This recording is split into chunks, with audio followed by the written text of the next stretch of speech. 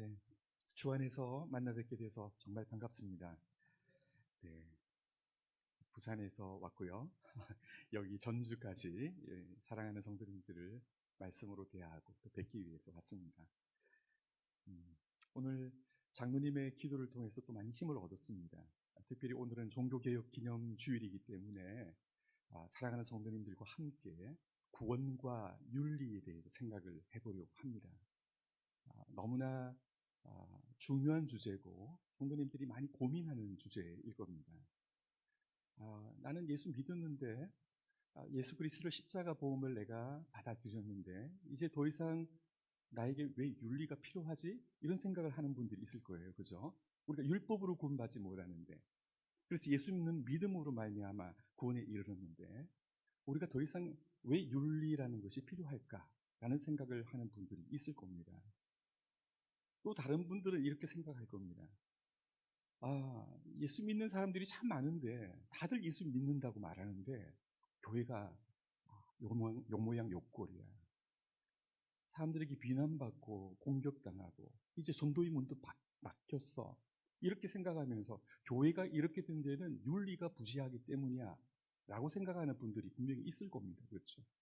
우리는 어렸을 때 여름성경학교에서 이런 곡들, 이런 그 율동곡들을 듣고 불렀을 것을 기억합니다. 돈으로도 못 가요? 뭡니까? 하나님 나라. 맘 착해도 못 가요? 하나님 나라. 믿음으로 가는 나라, 하나님 나라. 우리 그렇게 불렀어요.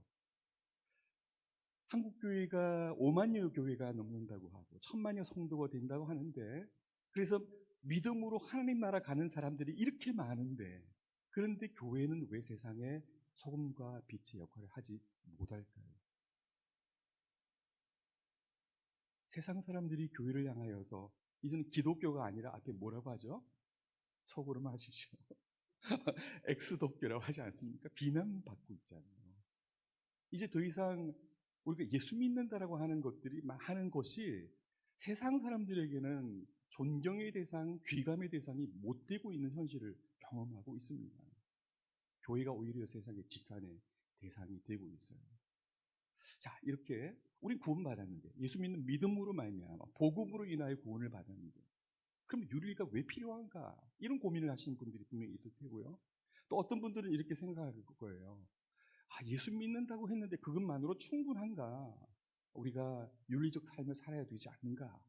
라는 생각을 하는 분들도 있을 겁니다. 둘 다 맞는 고민일 거예요.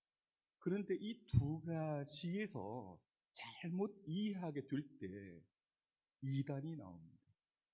하나는 율법주의고 하나는 무율법주의입니다. 여러분, 이건 대단히 중요한 문제예요. 여러분들이 고민하는 문제들이고 이 문제를 정리하지 않을 때 교회가 자칫하면 율법주의로 빠지고 자칫하면 무율법주의로 빠지게 되는 거죠. 제가 두 사람을 소개하려고 합니다.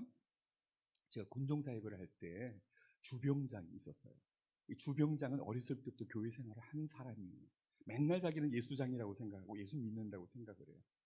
그런데 수요일날 종교 점호를 하게 되면은 내무반에서 1내무반은 불교, 2내무반은 천주교, 3내무반은 기독교가 모이는데 이제 기독교 신앙을 가진 사람들이 이 3내무반에 모이잖아요. 그러면 항상 병장이니까 제일 뒤에 누워 있어요. 제가 이제 군종이어서 예배를 인도하는데 제일 뒤에 누워 있어요. 그러면서 갑자기 이제 실로암 노래 부르잖아요. 그러면 정신이 번쩍 들면서 열창을 합니다. 자기는 예수 믿고 구원받았다고 생각하고 있지만 이 주병장은 부대에서 가장 악명이 높습니다. 박병장이 있어요. 이 박병장은 어렸을 때부터 교회 생활을 했습니다.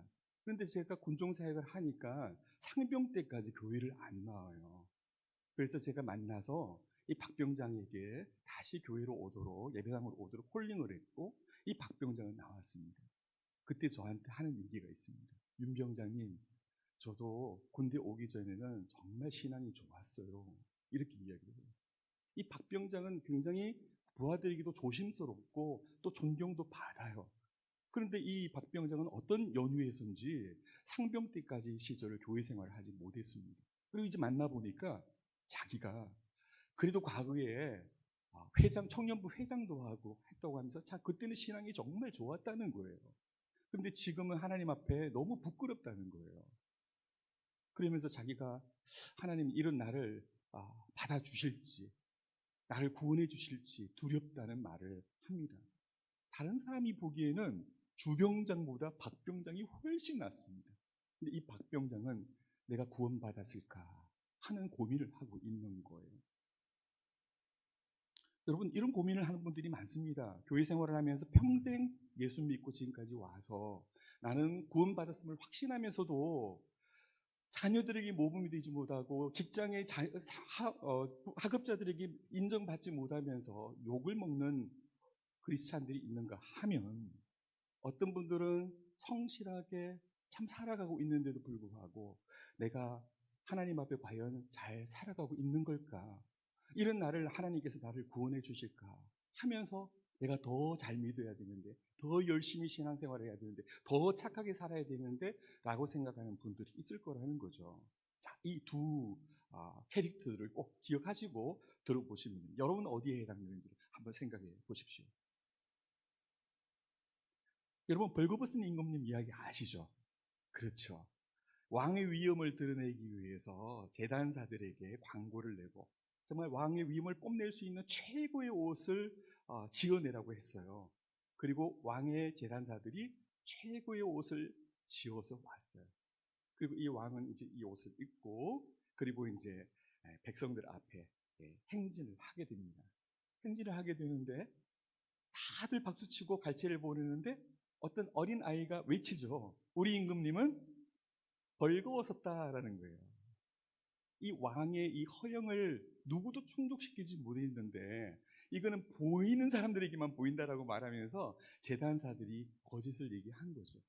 그런데 아이의 눈에는 보였습니다. 우리 임금님은 지금 아무것도 입지 않고 그냥 행진을 하는 거예요. 이 이야기는 아실 겁니다. 두 번째, 그 아들 임금님이 있어요. 그 아들 임금님 동화도 있나 싶죠? 네, 아들 임금님이 있는데 똑같이 제단사들에게 최고의 위엄을 드러내는 옷을 지어달라고 해서 입었어요. 그리고 행진하기 전날 거울을 보면서 요리조리 뜯어봅니다. 그런데 이 옷이 2%가 부족해요. 마음에 안 들어요. 정말 좋은 옷 같은데 이 옷을 입고 가면은 사람들이 박수갈채를 칠 것 같은데, 근데 뭔가 2%가 부족해 보여요. 그래서 그날 밤새도록 이 2%를 충족하기 위해서 장신구들을 가지고 와서 이렇게 붙여보고 저렇게 붙여봅니다. 결국에는 그 옷 말고도 다른 것들을 주렁주렁 달고 행진에 나섭니다. 자, 이제 제가 이 이야기를 드리는지 여러분이 아실 겁니다. 여러분, 예수 믿고 예수 공로의 표로, 예수 보혈의 공로로 인해서 내가 구원받았다라고 생각하는데, 어떤 사람들은 예수 보혈의 공로의 옷과 아무 상관이 없는 사람이 있을 수 있다는 거예요. 어렸을 때부터 교회 생활을 해왔는데 나는 당연히 예수 믿는다고 생각했는데, 하나님 보시기에는 저 사람은 예수 피와 아무 상관이 없는 사람이 있는 거예요. 그냥 어렸을 때부터 종교 생활하는 거예요. 나는 그냥 생각으로 말로 이렇게 난 예수님을 믿는다라고 말을 하는 거예요. 그러나 그 사람은 예수의 피 공로와는 아무 상관이 없어요. 근데 어떤 사람은 이 아들 임금님과 같아요. 나는 예수 보혈의 공로를 입었는데 예수 믿는 것만으로는 부족해요. 그래서 율법을 지켜 행하고 또 하나님이 기뻐하시는 윤리적인 삶을 살아가야만 하나님께서 나를 봐주실 것 같아요. 그래서 열심히 최선을 다해서 착하게 살려고 노력을 합니다. 아들 임금님의 경우, 이 아들 임금님은 예수 보혈의 공로를 100%라고 생각하지 않는 거예요. 거기에다가 우리의 윤리적 행위, 도덕적인 삶들을 붙이려고 노력하는 거예요.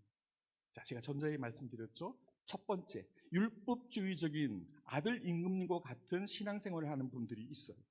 예수 믿고 구원받았다라고 생각하면서도 부족해요.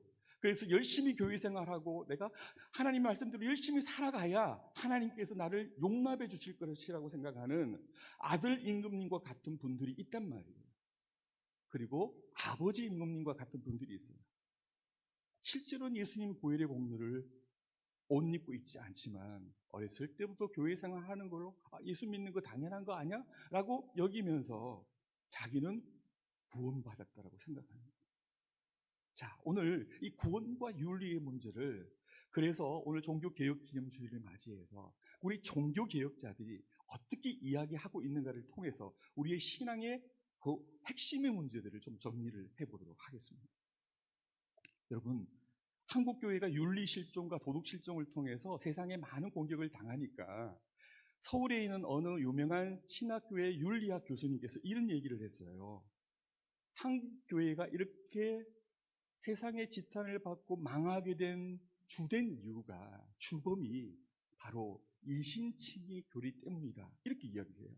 이신칭의는 조금 풀어서 설명하면 믿음으로 의롭게 여김을 받는다죠. 여러분도 믿고 저도 믿는 거예요. 사도 바울이 로마서를 통해서 그렇게 우리에게 가르쳤어요. 오직 예수를 믿는 믿음으로 말미암아 우리는 의롭다함을 받는다. 이것이 로마서가 우리에게 확인시켜주고 있는 교리이죠.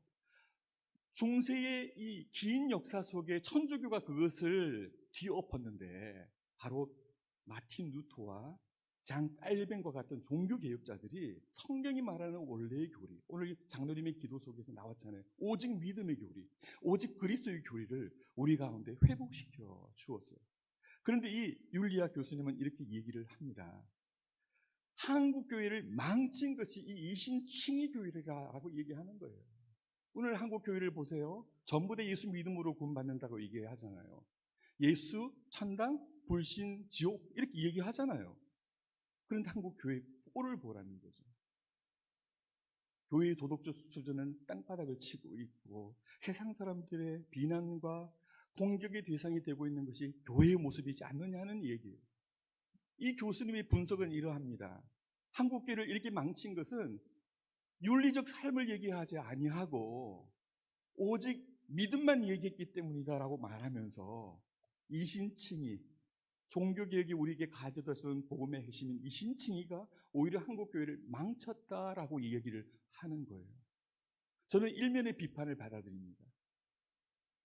오늘 한국교회는 아버지 임금님처럼 예수 믿고 구원받았다라고 말하면서 성령 안에서 율법을 이루는 삶과 아무 상관이 없는, 그러나 애초에 예수님의 피공로와는 아무 상관이 없는 종교적 그리스도인들이 있기 때문에 이 교수님의 지적이 일면 타당하다는 거예요. 마치 구원파 신앙과 같습니다. 자, 그런데 이 교수님의 오류는 무엇이냐 하면 우리가 아이를 목욕을 시켰어요. 욕조에 목욕을 시켜놨고 하니까 목욕에 막 때가 있고 더러워졌잖아요. 그죠? 그러니까 이 목욕물을 버려야 하는데 뭐까지 버리는 식인가요? 어린 아이까지 버리는 거예요. 목욕물, 더러워진 목욕물만 버려야 되는데 아이까지 버리려고 하는 것이 이 교수님의 오류라는 거예요. 이신칭의, 오직 믿음으로 우리가 의롭다함을 받는다, 오직 믿음으로 우리가 구원함을 받는다라는 도리는 성경이 말하는 핵심 교리로서 그것이 문제가 아니라 오히려 다른 데 문제가 있다는 것이죠.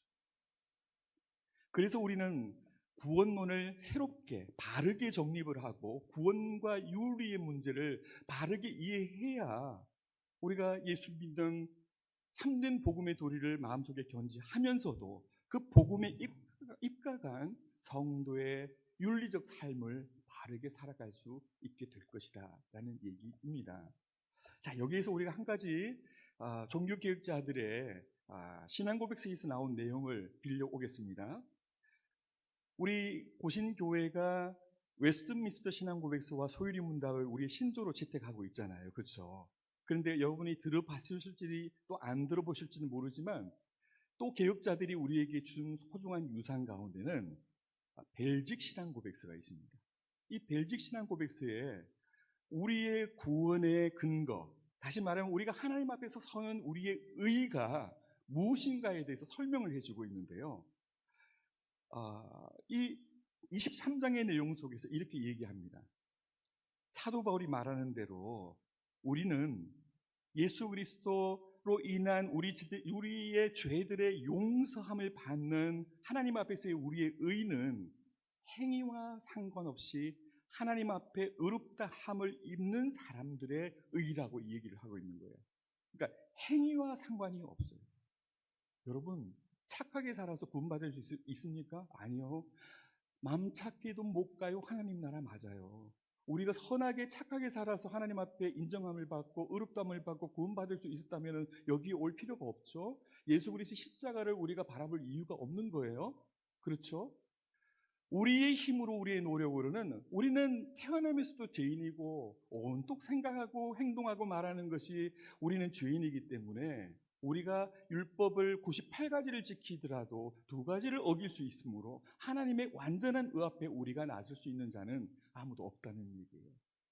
그래서 우리는 우리의 열심과 수고와 노력과 선행을 통해서 우리의 공로를 통해서는 결코 하나님 앞에 나아갈 수 없다는 것을 벨직 신앙 고백서는 얘기를 합니다. 그래서 우리의 행위와 상관없는 하나님 앞에서의 의, 누굽니까? 은혜로 말미암아 그리스도 예수로 인하여 온 구원에 대해서 우리 개혁자들의 신앙 고백이었던 벨직 신앙 고백서는 우리에게 이렇게 소개를 해주는 거예요. 그래서 뭐라고 얘기하는 거예요? 값없이 의롭다함을 받는다라고 얘기하는 거예요. 그런데 이걸 잘 보셔야 됩니다. 많은 사람은 내가 믿음으로 구원받았어 얘기를 하면서 아까 그 박병장처럼 요즘은 내가 믿음이 많이 부족해서 이렇게 얘기해요. 내가 천주교인들은 그렇게 표현해요. 신심이 많이 부족해서.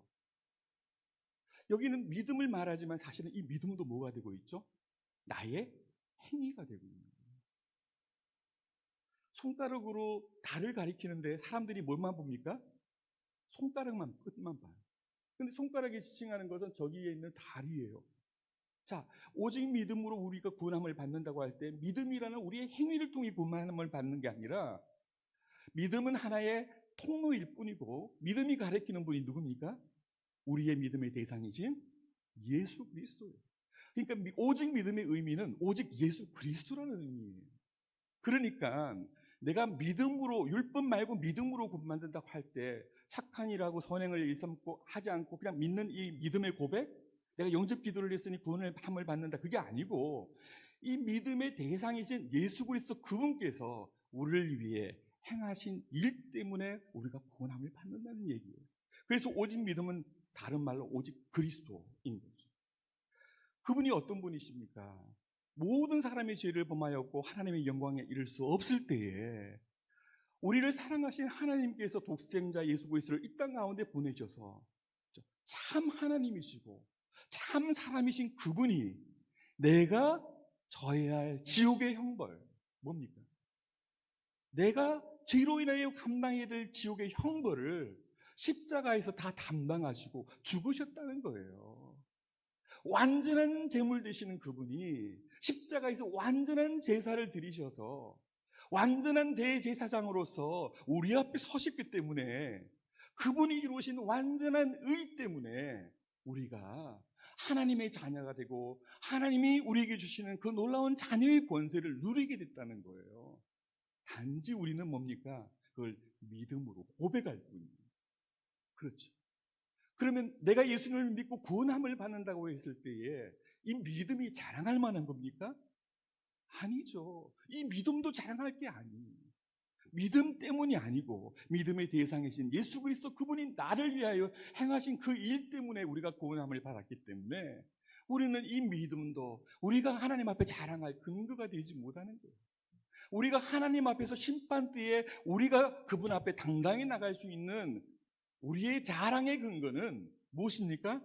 오직 예수 그리스도라는 얘기입니다. 그분 때문에 우리가 하나님 앞에 감히 나설 수 있게 된 거죠. 얼마나 은혜입니까? 자, 우리 어머님들 자녀들을 놓으셨잖아요, 그죠? 자녀를 낳는데 아이가 태어났습니다. 태어났는데 이 아이가 하고 울어요. 아이가 태어나면 당연히 울겠죠. 울어요. 그러면 이 아이는 울고 나서 생명이라는 게 생기는 겁니까? 아니면 생명이 생겼으니까 우는 겁니까? 그렇죠. 아이가 이미 생명을 갖고 태어난 생명체로 살아있는 자이기 때문에 아이가 우는 거예요. 아이가 우니까 생명이 그 다음에 들어오는 게 아니잖아요. 여러분 믿음을 생각할 때 늘 그렇게 생각하세요. 믿음도 자랑할 수 없다라는 말은 뭐냐면 죄인인 내가 죄로 인하여 죽었는데 어떻게 믿는다라고 고백할 수 있겠습니까? 죽어 있는데. 마네킹이 어떻게 응하고 울 수 있겠습니까? 죽어 있는데. 그렇다면 뭡니까? 여러분에게 주는 그리스도시요 살아계신 하나님의 아들이시라고 이 고백하는 이 고백은 뭐예요? 이전에 내가 생명을 받은 거죠. 죄로 있는 죽어 있는 나를 살리신 하나님의 이 놀라운 역사가 주의 성령으로 말미암아 내 가운데 이루어졌기 때문에 내가 하나님의 아들 독생자 예수 그리스도를 바라보면서 그분이 하나님이시고 살아계신 하나님의 아들이라고 믿고 고백하게 된다는 거예요. 여러분 그런 고백하십니까? 그렇다면 주의 성령께서 여러분 가운데 놀라운 기적적인 역사를 이미 이루신 거예요. 놀라운 큰 은혜가 우리 가운데 이미 온 것이에요. 그래서 우리는 나의 믿음을 자랑 삼지 않고 믿음 또한 선물로 주신 하나님께 감사와 찬양과 영광을 돌려드리게 되는 것이죠. 우리는 오늘 종교개혁 기념주의를 맞이하여 오직 믿음과 오직 그리스도라는 이 놀라운 종교개혁의 신앙의 도리를 우리 다 재확인하면서 그분 앞에 은혜로 선자로 오늘 이 자리에 함께 하고 있습니다. 이 벨직 신앙고백에서 23장에서는 그렇게 얘기를 합니다. 주님 심판하시는 그날에 마치 우리의 행위를 가지고 하나님 앞에 당당하게 나서려고 하는 시도들, 새벽기도 얼마나 잘 드렸느냐, 아니면 내가 얼마나 착하게 살았느냐, 이걸 가지고 하나님 앞에 인정받으려고 하는 시도를 하는 사람들 앞에 이렇게 경고를 합니다. 마치 그것은 무화과나무 잎으로 우리의 수치를 딱 가리고 하나님 앞에 딱 섰다는 거예요. 그런데 그때 하나님의 거룩의 불이 우리 가운데 한번 불사를 때에 그건 다 없어져 버리는 거예요. 민낯이 되는 거예요. 그런 예수 그리스도의 피공로는 영원하여서 우리를 든든하게 우리를 지켜주고 계세요. 그러니 여러분들 신앙생활 하실 때 늘 명심하셔야 돼요. 어렸을 때 교회 생활을 얼마나 했느냐가 중요하지 않아요. 종교적인 경력이 중요하지 않아요. 내가 직분이 얼마나 높고 남냐 이런 것도 중요하지 않아요. 중요한 것은 내가 예수 그리스도 그분을 나의 구주로 그리고 주로 모시고 있느냐라는 것이고 그것이 바로 은혜로 말미암아 이루어졌다는 사실을 내가 믿음으로 고백하는 것이고 그러면 우리는 하나님 앞에 겸손히 서게 돼요. 교회 안에 어려운 분쟁들이 일어나는 이유들도 다 그거예요. 나의 신앙의 경력을 자랑하는 거예요. 나의 직분을 자랑하는 거예요. 그러나 우리는 예수 그리스도의 피공로를 생각하게 되면 우리는 아무것도 자랑할 것이 없으니 오직 은혜로라 라고 고백하게 되는 거죠. 그것이 오늘 종교개혁 우리의 선배들이 우리에게 물려준 복음의 핵심입니다. 다시 말해서 우리가 하나님 앞에 설 수 있는 우리의 의의는 오직 예수 그리스도의 십자가 대속과 그분의 순종과 그로 말미암는 의뿐이라는 사실을 늘 마음속에 명심하십시오. 그러면 신앙생활을 할 때에 형제들 간에 교우들 간에 내 자신을 드러내고자 하는 공명심, 인정을 받고자 하는 인정 욕구, 그리고 거기에서 오는 뭡니까? 질투, 때로는 자존심, 이런 것들을 예수 믿고 나서도 죄성이 있기 때문에 드러나지만 십자가 앞에서 다시 내려놓게 돼요. 그래서 교회 안에 어려운 문제들도 그리스도 십자가로 인하여서 해소가 되는 거예요. 만약에 우리의 행위로 인한 율법에 대한 순종의 공로를 조금이라도 그리스도의 의에 섞는다면 아들 임금님을 기억하세요. 그렇죠? 2%를 자꾸 섞으려고 해요. 우리는 하나님의 심판대 앞에서 오히려 정죄받고 영원한 형벌을 받을 것이다라고 벨직 신앙고백서 23장은 우리에게 교훈해 주고 있는 것이죠. 자, 이제 여러분에게 다시 한번 묻습니다. 여러분, 우리는 그리스도인만으로 충분합니까? 충분합니까? 그렇습니다. 그리스도만으로 충분합니다. 아니면 우리가 거기에다가 거룩한 하나님의 율법을 순종하는 우리의 행위를 더 조금씩 더 보태야 됩니까? 아닙니다. 그것은 그리스도의 십자가를 경홀히 여기는 것이고 인정하지 않는 것이 되는 것입니다. 벌거벗은 임금님의 첫 번째 아버지 임금님은 예수를 믿는다라고 말하면서도 사실은 믿지 않는 종교인, 하나님 보실 때는 단 한 발자국도 내딘 적이 없는 종교인이에요. 우리는 알 수 없어요. 하나님 판단하세요. 그러니까 믿음의 행실이 드러나지 않아요. 거룩한 하나님의 백성의 삶의 양태들이 나타나지 않아요. 맨날 예수 믿는다고 하면서 자기만 드러내고 교회의 분쟁의 요인만 되고 사람들에게 비난의 대상만 돼요. 두 번째, 아들 임금님, 예수 믿었다라고 말하면서도 자꾸 스스로를 돌아보면서 내가 하나님 앞에 인정받을 수 있을까? 막 소극적으로 물러가게 되고, 그리고 내가 더 열심히 해야 인정받는다고 그렇게 생각하게 되는 아들 임금님. 그러나 오늘 개혁자들은 우리들에게 우리가 자랑할 유일한 의인은 오직 예수 그리스도 외에는 없다라고 얘기를 합니다. 그렇게 함을 통하여서 우리는 무율법주의, 그죠? 예수 믿는다면서도 하나님의 백성으로 거룩한 삶의 도리를 지키지 않는 바로 무율법주의를 우리는 경계하게 되고, 또 한편으로 예수를 믿는다고 하면서 거기에 뭔가를 덧붙이려고 하는 시도를 하는 율법주의도 우리는 경계하게 되는 것이죠. 자, 다시 한번 정리합니다.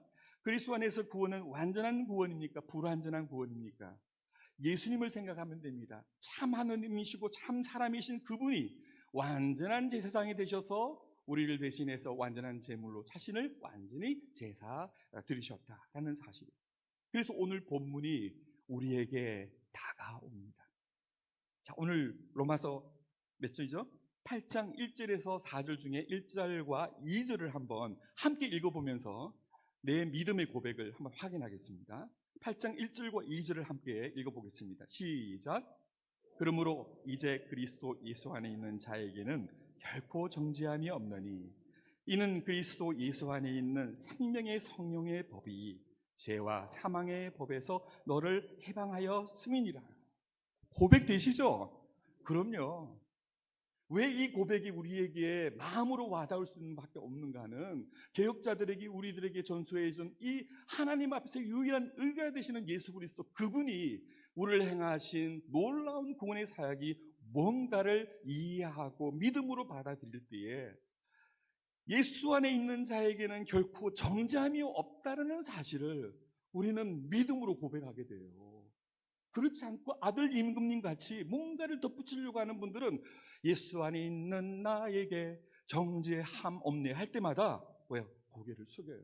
아닌데, 내 모습은 형편없는데, 내가 좀 더 열심히 신앙생활을 해야 되고 하나님 보시기에 합당한 일을 행해야 되는데 왜 자꾸 십자가에 더해서 나의 행위를 더하려고 합니까? 그럼 이 복은 다가오지 않아요. 근데 여기만 머무는 사람들이 있어요. 옛날에 권신찬, 지금은 박옥수의 부흥파예요. 그 사람들은 믿음의 확신이 뚜렷해요. 그런데 실제로 어때요? 부정을 해가고 불법을 행하고 인간관계 속에서 정말 엉망진창으로 살아내도 나는 맨날 몇시에 구원을 받았으니, 나는 예수를 믿는 믿음으로 구원받았으니 나의 구원은 박탈되지 않아라고 말하는 거예요. 윤리와 율법은 우리의 구원과 아무 상관없어 하면서 부정과 부패와 불법을 자행하는 거예요. 그런데 그 다음 구절을 보십시오. 참된 믿음을 가진 사람들이 과연 그렇게 살 수 있을까? 3절과 4절을 보시면 답이 나옵니다. 보세요. 율법이 육신으로 말미암아 연약하여 할 수 없는 그것을 하나님은 하시나니. 율법은 우리가 죄인으로서 부패한 이 죄성을 가졌는데 자꾸 착하게 살아라, 율법은 이렇게 얘기를 할 때마다 살면 살수록 그 율법 앞에 우리는 부끄러운 쪼그라드는 우리 자신을 발견해요. 그걸 지켜 행할 수 없으니까. 그런데 누가 합니까? 하나님이 하세요. 곧 죄를 인하여 자기 아들을 죄 있는 육신의 모양으로 보내어 죄를 정하사 육신을 좋지 않고 그 영을 쫓아 행하는 우리에게 율법의 요구를 이루어지게 하려 하십니다. 놀라운 사실. 다시 말하면 우리가 예수 믿고 구원받았다 이렇게 내가 고백하는 거로 머무는 것이 아니라, 아까 생명을 가지고 태어난다고 했잖아요. 우리 안에 그리스도 안에 새로운 생명이 있어서 이 새 생명은 뭐는? 성령 하나님과 함께 동행해요. 보혜사 성령님, 예수님이 그냥 우리를 홀로 내버려 두지 아니하시고 우리와 함께 평생 함께 하시기 위해서 그분이 보혜사 성령 그리스도의 영으로 오셔서 우리 가운데 내주하시고 자정하셔서 우리와 함께 율법의 요구를 이루도록 그분이 도와주신다니까요. 그래서 거기에 뭐가 나옵니까? 거룩한 삶이 나오고 거룩한 행실이 나오고 거기에서 그리스도의 윤리가 나오게 되는 거예요. 그러니 구원파 박옥수와 권신찬의 이런 무율법주의하고는 완전히 다른 성도의 거룩한 행실이 우리 가운데 드러나게 되는 거죠. 우리의 노력입니까? 아니에요. 선물이에요. 믿음도 선물이지만 우리 가운데 내주하셔서 우리로 하여금 하나님의 거룩한 백성으로의 삶을 경주하도록 독려하시는 주의 성령의 우리 안의 역사가 우리로 하여금 하나님을 바라보고 이웃을 사랑하는 삶을 살도록 우리를 계속해서 격려해 주시고 있기 때문에 그러한 거예요. 자꾸 여러분 자신을 보지 마세요. 성도도 영적인 침체에 빠질 수 있으면 자꾸 복음의 도리를 놓치고 내가 하나님 앞에 뭔가를 해내야지 하면서도 끊임없는 영적 침체의 늪으로 빠집니다. 여러분 스스로를 절대 보지 마세요. 누구를 봅니까? 바로 그 순간에 나를 위해 십자가를 지신 그리스도의 십자가를 다시 바라보세요. 믿음으로 사는 자는 하늘 위로 받겠네 할 때 믿음으로 사는 자는 그리스도의 십자가를 바라보고 살아가는 사람입니다. 처음에만이 아니에요. 지금도 나중도 되시는 그분을 의지하고 나아갈 때 우리의 실제 본분, 우리의 정체성들을 확인시키고 그래 너는 예수 믿음으로 인하여 구원을 받은 자지. 너의 생명은 하나님으로부터 온 것이야. 네 안에 계신 성령님께서 너를 이끄시고 인도하실 거야라는 사실을 환기시켜 줌으로 말미암아 우리의 영적 침체의 그 수렁에서 건져내게 하시고 그리스도의 십자가로 인하여서 우리의 마음에 감사가 일어나게 하셔서 그 순간이 우리로 하여금 다시 한번 오뚜기처럼 벌떡 일어서게 하는 순간이라는 것을 기억하셔야 합니다. 내가 그동안 교회 생활을 너무 오래 했지만 요즘은 너무 힘들어. 나 침체에 빠졌어. 신앙이 예전 같지 않아 라고 하면서 자꾸 물러서지 마세요. 누구를 보고 나아갑니까? 그리스도 십자가를 보고 계속 나아가세요. 하나님께서 우리에게 말씀을 통하여서 하늘의 은혜를 우리에게 공급 주시는 예배의 자리에 나오시고 여러분 성경 공부하는 자리에 억지로라도 나가세요. 그러면 하나님께서는 은혜의 방편으로 말씀과 기도를 주셨기 때문에 바로 그를 통하여서 누가 역사하십니까? 보혜사 성령님께서 역사하셔서 어떨 때는 나는 도무지 아닌데 어느 순간에 목사님 말씀을 듣는데 성령께서 내 마음을 팍 찌르시면서 나로 하여금 회개케 하시고 하나님을 바라보게 하셔서 다시 새 힘을 얻게 해주시는 놀라운 은혜를 우리가 경험하게 되는 거예요. 그리스도의 십자가를 바라보고 한 걸음 한 걸음 나아가시는 여러분 되시길 바랍니다. 우리가 이 고민하는 이유는요 이런 겁니다. 우리가 예수 믿고 나서 바로 장성한 어른이 되어버렸으면 우리 고민 안 하죠. 예수 믿고 구원함을 받았는데 우리가 이제 더 죄를 범하지 않고 완벽한 의인으로 하나님이 만들어 주셨다면은 우리가 왜 이런 고민합니까? 그런데 예수 믿고 나서 우리는 예수 피공로로 인하여서 구원함을 받았지만 어때요? 여전히 우리 안에 죄악된 본성이 남아있잖아요. 이런 것들을 여죄라고 그래요. 남아있는 죄. 그러나 여러분 기억하실 것은 우리 안에 우리가 죄의 세력하에 더 이상 이제 노예가 되지 않고 구원함을 받아서 하나님의 자녀가 됐잖아요. 남아있는 이 죄는 그냥 폐잔병일 뿐이에요. 언제까지 우리를 힘들게 합니까? 개인적으로는 우리가 죽을 때까지. 그렇죠. 그리고 구원 역사적으로는 주님 재림하실 때까지.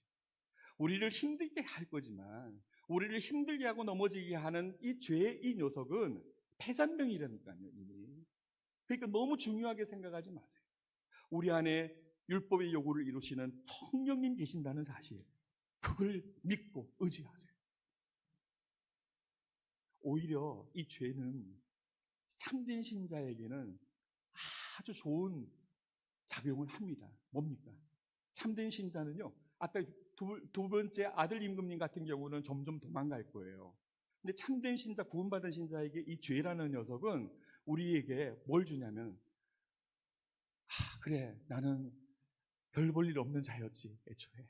나는 그래, 죄인이었어. 내 힘으로 구원받을 수 없었어. 그래, 나는 예수 그리스도 십자가를 통하여 구원받은 자야 라는 사실을 환기시켜줘요. 내가 연약하게 넘어질 때마다 나는 할 수 없습니다. 부족합니다.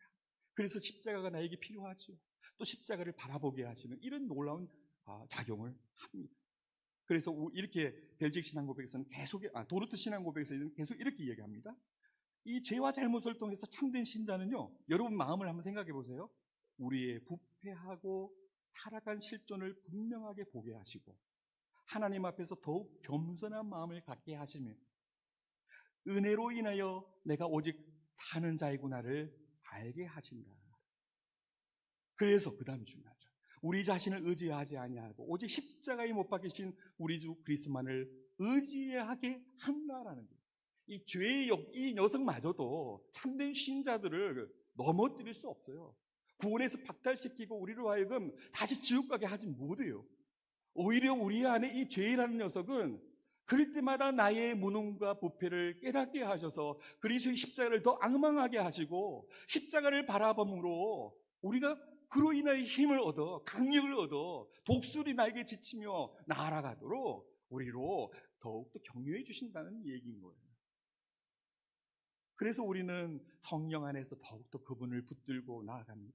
오늘 여러분들이 읽었던 본문의 내용처럼 육신을 쫓지 않고 그 영을 쫓아 행하는 우리의 삶이 되도록 성령께서는 우리 가운데 역사하세요. 자, 기억하십시다. 예수 믿고 우리가 구원 받았을 때에 우리는 장성한 어른으로 태어나지 않는다. 그렇죠? 갓난아이로 태어난다. 그러나 갓난아이에게는 생명이 있어요. 유아의 젖을 먹고 딱딱하지 않은 음식을 먹으면서, 그리고 나중에는 정말 딱딱한 음식까지 소화하면서 장성한 분량으로 자라나는 이 과정이 우리에게 있는 거예요. 그러니 여러분들, 내 스스로 내 신앙을 지킬 수 있다라고 자부하지 마세요. 우리는 말씀이라는 양분을 먹어야 돼요. 예배의 자리를 사모하시고 말씀을 공부하는 성경 공부 자리를 사모하세요. 그러면 그럴수록 성령께서 그 과정을 통해 여러분들 더 장성한 분량으로 이끌어 주실 거예요. 마지막으로 이렇게 말씀을 드리면서 오늘 설교의 말씀을 마무리하려고 합니다. 참된 신자는, 참된 성도는 이런 자입니다. 자신의 연약함을 고백하며 예수 그리스도의 십자가만을 바라보며 나아갑니다. 그들은 날마다 성령의 도우심을 구하며 간절한 마음으로 기도하며 하나님께 나아가는 자입니다. 경건의 모양만을 주는 외식하는 바리새인들과 같이 아니하고 오직 경건의 능력을 구하면서 날마다 경건을 연습하러 나아갑니다. 성도는 자신이 살아갈 하루하루의 삶이 바로 영적인 전투의 순간인 것을 보기 때문입니다. 자신이 살아가야 할 삶의 모든 영역이 바로 영적인 전투의 현장임을 민감하게 느낍니다. 그리함으로 성령으로 육체를 제어하면서 하나님의 전신갑주를 입고 영적인 싸움을 하며 나아가는 것입니다. 그들이 살아가야 할 일상의 순간들이 바로 혈과 육에 대해 씨름이 아니라 정사와 권세와 이 어둠의 세상 죽은 자들과 하늘에 있는 악한 영들과의 싸움이기 때문에 더욱더 말씀과 기도로 무장하며 나아가게 되는 것입니다. 여러분, 마지막으로 예화 하나를 드리고 오늘 말씀을 마치도록 하겠습니다. 캐나다의 그 동부의 토론토 쪽에 가면 나이아가라 폭포가 있습니다. 예, 그렇죠. 가보셨습니까? 저도 못 가봤습니다. 저는 캐나다에서 한 5년 사역을 했는데 서쪽에 있었기 때문에 동부에 있는 나이아가라 폭포를 못 가봤어요. 그런데 여기에는 외줄타기 묘기를 하는 광대 한 사람이 있었다고 해요. 우리가 해운대 같은 데 보면은 그냥 사람들이 보나 안 보나 기타 들고 이렇게 버스킹하는 친구들이 있잖아요. 그러면 하면서 사람들이 모인단 말이에요. 이 외줄타기 광대도 외줄 하나를 제일 좁은 협곡에다가 걸어놓고 거기에서 긴 장대를 가지고 이렇게 균형추를 맞으면서 왔다 갔다 하고 있었어요. 사람들이, 관광객들이 모이기 시작했어요. 자, 모임이니까 이 사람이 힘이 나는 거예요. 그러니까 사람들은, 모인 사람들을 바라보면서 이 사람이 뭐라고 얘기를 하는 줄 압니까? 이 장대를 제가 딱 던지고 장대 없이 한번 건너가 볼까요? 하니까 막 사람들이 박수를 치는 거예요. 그렇죠? 그래서 이 사람이 장대를 던졌어요. 그리고 손으로 평형을 잡으면서 그 외줄을 탔습니다. 무사히 다 건너갔다 왔습니다. 밑에는 막 그 거품이 일고 장렬하는 폭포의 굉음이 있는데 이 사람이 거기를 굳더니 갔다 왔어요. 그런데 이 사람이 갔다 오니까 한층 더 업그레이드 시켜서 말을 합니다. 뭐라고 얘기를 하는 줄 압니까? 제가 균형을 잡지 않고 한번 그냥 이렇게 딱 올려 서서 한번 갔다 오겠습니다 하니까 사람들이 박수를 또 치기 시작하는 거예요. 어떤 사람들은 믿고 박수를 치고 어떤 사람들은 한 번 더 보겠다고 박수를 치는 거예요. 그래서 이 사람이 또 올라탔습니다. 여기 올라타서 이제 균형을 잡는 팔을 딱 접고 외주를 탑니다. 사람들이 밑을 쳐다보기 시작합니다. 막 폭포가 떨어지고 저기 떨어지면 죽는다라는 생각이 듭니다. 그런데 이 사람이 올라타서 팔을 접고 헛분하게 돌아왔습니다. 우레와 같은 박수 소리가 막 그 현장에서 일어나기 시작합니다. 자, 이 사람이 더욱 신이 났어요. 마지막으로 이 광대가 이렇게 얘기합니다. 옆에 있는 의자를, 그죠? 딱 자기 어깨에 딱 올려놓더니 이야기를 합니다. 제가 이 의자를 올려놓고, 이제 장애물이 하나 생긴 거죠. 올려놓고 이제 제가 외주를 한번 타보겠습니다. 하면서, 여러분, 제가 갔다 올 수 있을 거라고 믿습니까? 하니까, 아멘! 아멘 안 했겠죠? 막 박수를 치는 거예요. 사람들이 막 우리와 같이 박수를 치고 응원을 하는데 이 사람이 한마디가 정적을 이루었습니다. 여러분, 여러분들 중에 누가 여기에 올라타고 저랑 같이 가시겠습니까? 밑을 바라보고 박수를 치면서 광대를 응원했는데 광대가 자기를 쳐다볼까 봐 다들 고개를 숙였습니다. 그때 맨 앞에 앉아있는 꼬마가 손을 번쩍 들면서 저요! 라고 하는 거예요. 그리고 달려나왔습니다. 그 아이는 의자 위에 올라탔습니다. 그리고 이 광대는 아이를 의자 위에 올려놓고 외주를 타며 그 아찔한 이 협곡을 건너갔다 왔어요. 여러분, 이 아이가 누구겠습니까? 그 광대의 아들이었던 겁니다. 아들은 아버지를 알죠. 우리 아버지가 어떤 분인지 알아요. 하나님의 자녀는 우리를 지으시고 우리를 구원해 주신 하나님 아버지가 어떤 분인지를 알아요. 독생자 예수 그리스도를 통하여 우리가 알게 된 그분이 나를 향하여서 어떤 일을 행하셨는지를 알아요. 그리고 앞으로도 어떤 일을 행하실지 또한 알아요. 나 홀로 내버려 두지 않으세요. 그 아버지를 믿는 아이가 광대에 이 어깨 위에 올라탔듯이 우리도 하나님의 어깨 위에 무릎을 타는 아이가 되어야 하는 거예요. 믿고 신뢰하는 것은 뭡니까? 그분을 의지하는 거예요. 믿는다는 말을 하면서도 그 주병장처럼 나는 예수 믿고 구원받았다고 말하면서도 자기 마음대로 악행을 행하면서 살아가는 삶이 아니고요. 우리의 구원자 되시고 우리의 주 되시는 그분을 믿고 의지하며 나아가는 거예요. 아버지의 아들과 같은 거죠.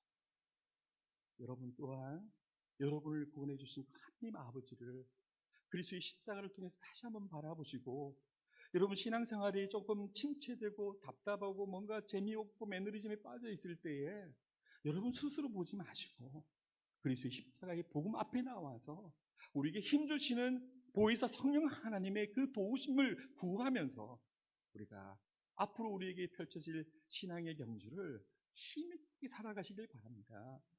바로 그러한 것들이 우리의 윤리적인 삶을 통해서 고백되게 되는 거예요.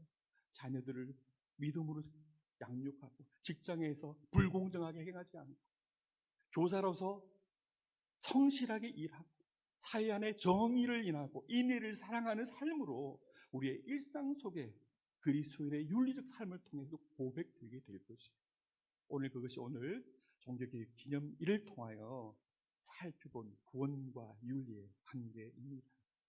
이러한 성령 안에서 하나님이 기뻐하시는 아름다운 윤리적인 삶이 그리스도의 십자가의 복음을 통하여 풍성하게 일어나는 우리 사랑하는 전주 서신제일교회 성도님 되시기를 주님의 이름으로 축원드립니다.